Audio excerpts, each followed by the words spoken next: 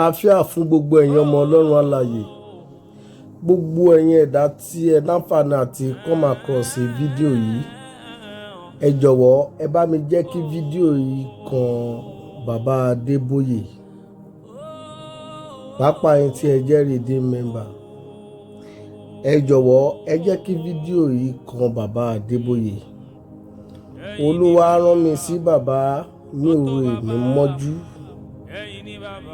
Olúwa ní kí n sọ fún bàbá wípé tí bàbá bá dàgbàdàgbà, tó bá rí bí àgbà ń rè, tó bá sùn ní ọwọ́ Olúwa. Olúwa sọ fún mi wípé redeem máa pín sí méjì. Èní jẹ́ on the 8th January 2003. Èní jẹ́ oṣù àkọ́kọ́ ọjọ́ kẹjọ nínú ọdún 2003 tí a wọ̀ yìí. Olúwa rán mi sí bàbá látorí òkè Àjàmájẹ̀bi. Ẹ jọ̀wọ́ ẹ jẹ́ kí fídíò yìí kó ríṣì bàbá, ó wà very very important. Olúwa sọ pé àwọn issue kan ń ṣẹlẹ̀ lọ́wọ́lọ́wọ́, pàápàá tó jẹ́ nínú redeem gangan. Olúwa ní bàbá, Olúwa ní ẹ wá settlement sí i. Ẹ wá settlement sí i ní ojú ayé yín.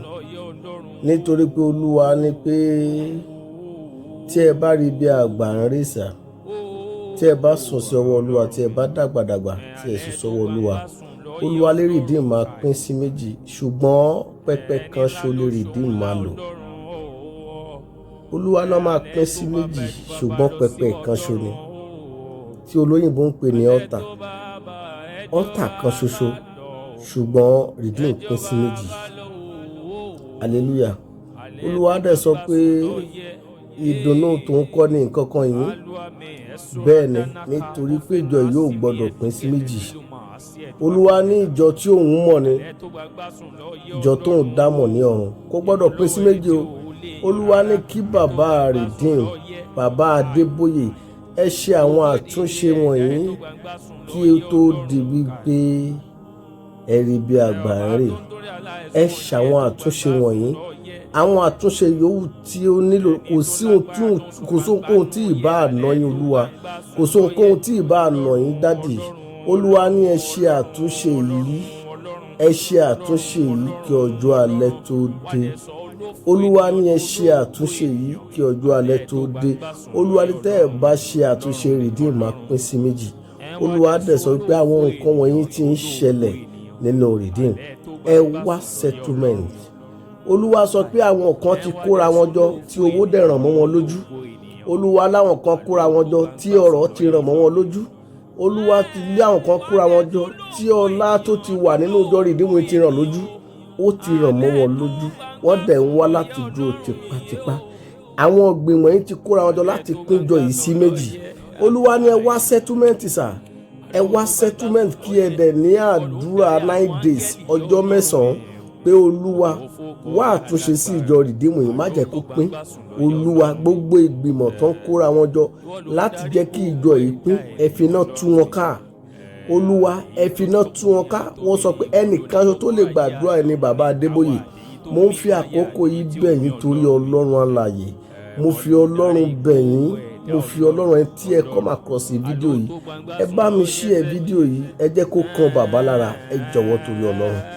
Ẹ jẹ́ kó kan bàbá Adeboye lára, ẹ jọ̀wọ́ torí Ọlọ́run. Ẹ jẹ́ kó kàn wọ́n lára, ẹ jọ̀wọ́ torí Ọlọ́run. Bẹ́ẹ̀ ṣe ń pín, ayé yín ò ní dúró sí ojú kan. Ìrànlọ́wọ́ Ọlọ́run á dìde fún yín.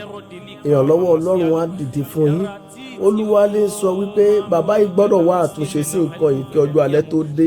Torí tí bàbá yìí bá lọ, ìjọ yìí máa pín sí méjì, ṣùgbọ́n ọ̀tà kan ṣo ni wọ́n máa lò. Olúwa sọ pé kò dẹ̀ ń ṣe ìdùnnú tó ní. Bàbá, mo gbà ládùúrà bí ẹ ṣe ń ṣiṣẹ́ láti ìbẹ̀rẹ̀, ìṣẹ́jú díẹ̀ tó kù yìí, ìrìn àjò tó bá ìrìn àjò ń jẹ́ ẹ̀jẹ̀ Jésù parẹ́. Láti àkókò yìí, Ọlọ́run fún agbára kún agbára fún yín. Ìwọ tó láǹfààní àti share fídíò yìí tó dẹ̀ sì kan bàbá lára, mo gbà ládùúrà fún ìgbé ayé rẹ, ìwọ àtọmọ rẹ àtàwọn ẹbí rẹ, ilé ayé yín ò ní dàrú. Jésù Olúwa wa, àmín. Ọ̀rọ̀ yìí wà very important. Ìjọ redeem wọn ló máa pín sí méjì. pẹpẹ kan ṣoṣo dẹ̀ ni wọ́n tẹ̀ máa lò one altar, ṣùgbọ́n ìjọ Ọlọ́run yìí Olúwa ló máa pín sí méjì. Bàbá yìí dẹ̀ ló lè ṣe é ní ayé, bàbá yìí ló lè ṣe é kí ìjọ yìí máa pín sí méjì. Olúwa lé ẹ wá settlement, ẹ dẹ̀ gbàdúrà ọjọ́ 9, àwọn tó kóra wọn jọ ìgbìmọ̀ tó kóra wọn jọ láti pín ìjọ yìí sí méjì nítorí owó, Olúwa ẹ fi iná tú wọn ká. Olúwa ní pé iná máa là láàrin wọn. Jésù Olúwa wa, àmín àmín ní orúkọ Jésù.